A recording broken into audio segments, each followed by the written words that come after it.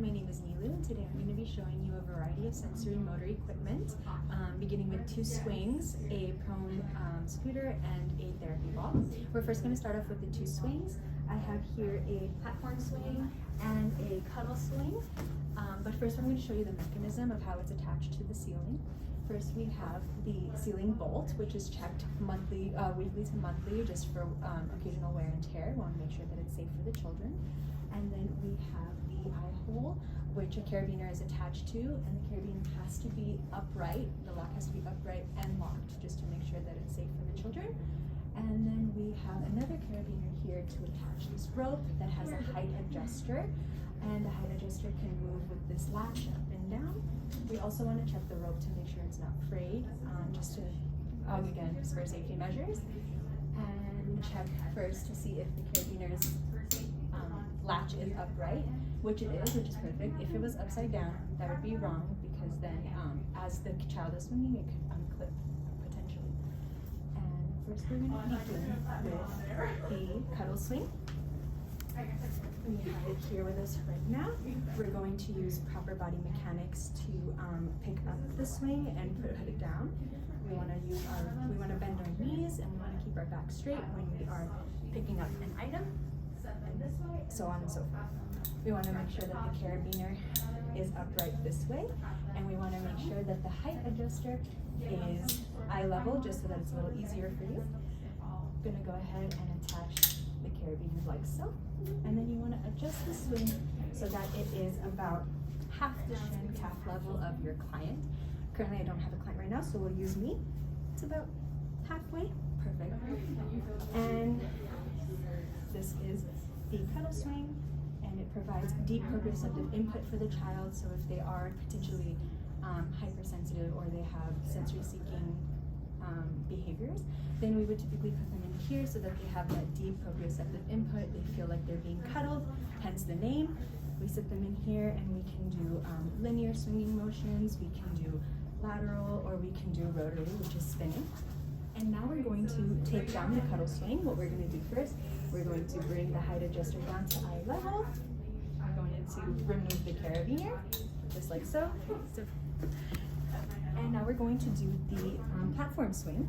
This one is a bit heavier and a little trickier to use, so we have to bend with our knees, have a straight back, and we're going to pick up like so. You can do it like this, or you can put it under your arm, either way. We're gonna put it here. I'm gonna have it leaning against me. I'm gonna remove the rope out of the way. And I'm gonna first attach the carabiner here. It is facing up, which is good. And then we're going to take the height adjuster up. So notice how if there's weight, the height adjuster won't go up more. So we have to pick up the platform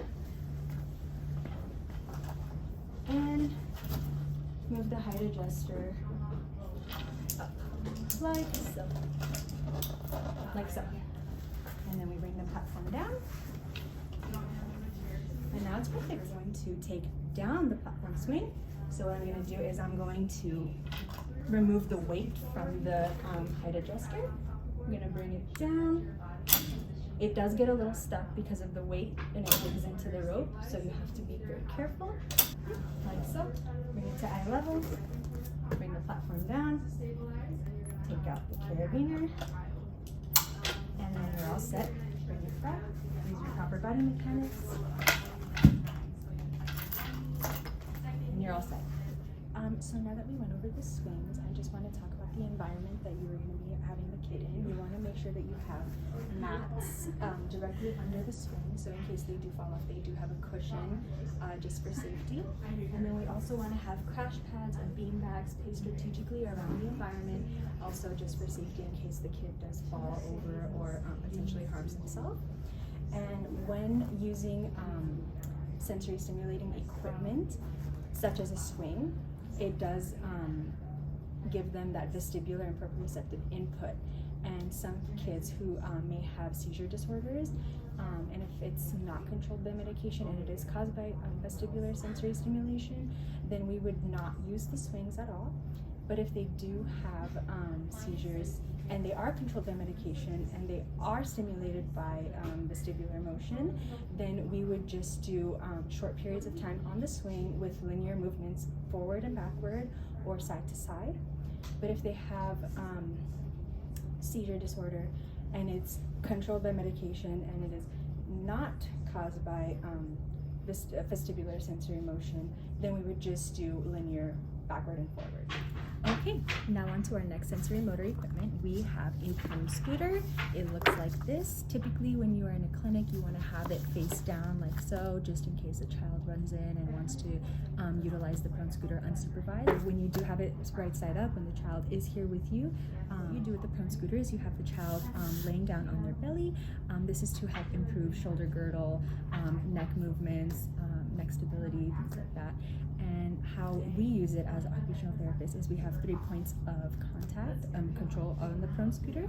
So first we want to keep our foot on the wheel like so in case the child is moving it, we have control over where they're going. And then we want to have one hand on the board for stability for the child. And then we also want to have contact guard assist at all times. So the child is never going to be alone with the prone board, we will be with them at all times. And once the child is actually on the scooter, you want to make sure that they don't have their hands here on the wheels because they can get their hands caught. So we want to have them have their hands out and their feet out at all times. Okay, and lastly, we're going to be going over a therapy ball. The ball, when you are using it with a child, you want to be aware of the safety precautions. So the child may slip and slide to the sides or backwards, so you want to use a crash pad on this side, on the back, or on the other side, and you'll be in front of them. You'll never leave the child unattended on a therapy ball. You want to make sure the environment is clear of any equipment, and you want to make sure that you are holding the child at all times, providing a contact guard assist or actual touch assist if the child is younger. And this is typically used for balance, postural stability. If a child has a posterior pelvic tilt, we'll have them sit on here to facilitate that neutral anterior pelvic tilt that we want to see in children. It also is good for proprioceptive and vestibular input. We can have them move from side to side, back to forth. Okay, so I'm going to introduce my client. Her name is Alana. She is 18 months old. She has some sensory processing deficits. She does not like loud noises or lights, and she does not enjoy any sensory stimulation whatsoever. So we're going to be going very softly and slowly with her. We're going to do the least intense proprioceptive input using our platform swing today. And I have her mom here with us just in case, because Alana is attached to her mom and she does cry often. So I want to keep her as comfortable as possible and be motivated throughout our session. So what I'm going to have, what we're going to be doing today is we're going to use the platform swing. I'm going to have her mom sit on the platform swing with her while she's on here, just to introduce it and to get her comfortable and not as scared of the swing as she usually is. So what we're going to be doing is, Mom, I'm going to have you go ahead and sit here on the swing, and you can sit as comfortably as possible. Very good. How do you feel? Pretty good? Good. You're stable. Okay. And then we're going to have Alana. I'm going to bring her here. We're going to have her sit here with you. Very nice. Very good. What we're going to be doing is, because Alana has sensory processing deficits, we're going to do the least stimulating movements, which is linear, so back and forth, just very like a rocking sensation like this. We're going to go slowly, just because Alana does get scared of fast-moving, highly sensory stimulating activities. So we're just going to go softly, have her acclimate to the feeling. We're going to go back and forth. And because she is with her mom, she's okay right now. She's calm.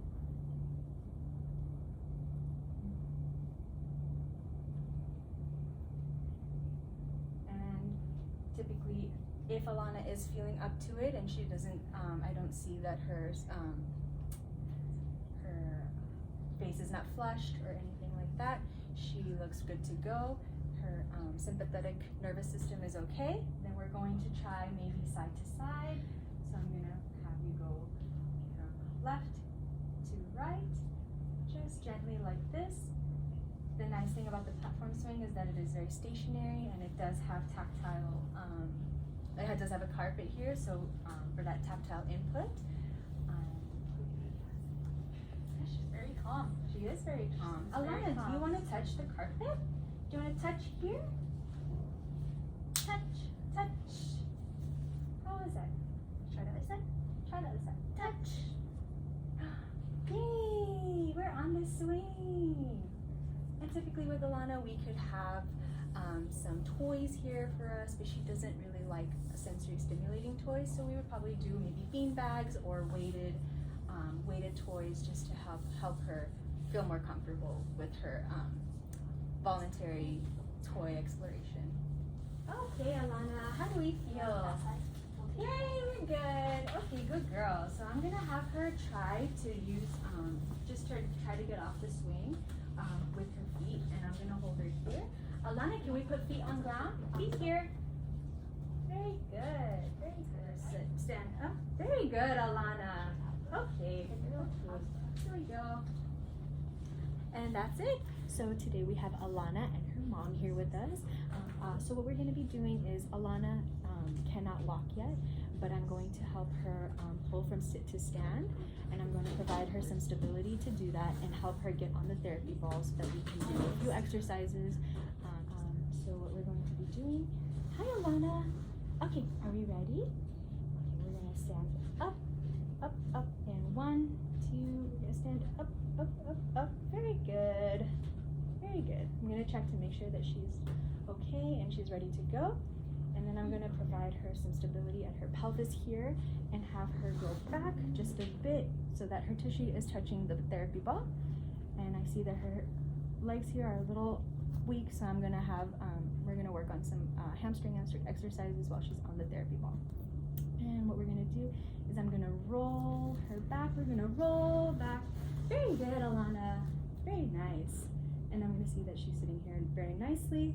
And I want to make sure that there are crash pads, a mat, and bean bags so that in case she does fall over on the sides or behind her is her mom, so that she has the safety covered.